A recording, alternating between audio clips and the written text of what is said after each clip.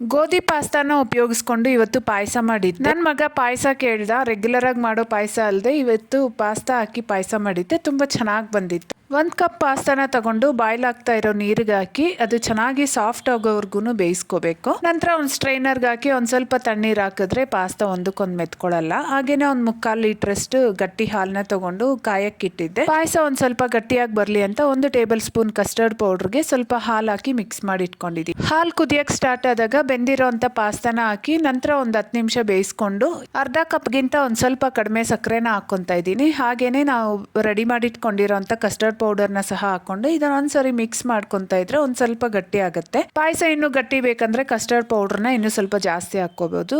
ಕೊನೆಯಲ್ಲಿ ಏಲಕ್ಕಿ ಪುಡಿ, 2 ಸ್ಪೂನ್ ಬಾದಾಮ್ ಪೌಡರ್, ಸಕ್ಕರೆ ಒಂದ್ ಸ್ವಲ್ಪ ಕಡಿಮೆ ಅನಿಸ್ತು ಮತ್ತೆ 1-2 ಸ್ಪೂನ್ ಹಾಕೊಂತಾ ಇದ್ದೀನಿ. ಅರ್ಧ ಕಪ್ ಸಕ್ಕರೆ ಹಾಕೊಂಡ್ರೆ ಕರೆಕ್ಟ್ ಆಗುತ್ತೆ. ಕೊನೆಯಲ್ಲಿ ಡ್ರೈ ಫ್ರೂಟ್ಸ್ನ ಫ್ರೈ ಮಾಡಿ ಹಾಕೊಂಡ್ರೆ ಪಾಯಸ ರೆಡಿ. ಇಷ್ಟ ಆಗಿದ್ರೆ ಲೈಕ್ ಮಾಡಿ. ಬಾಯ್.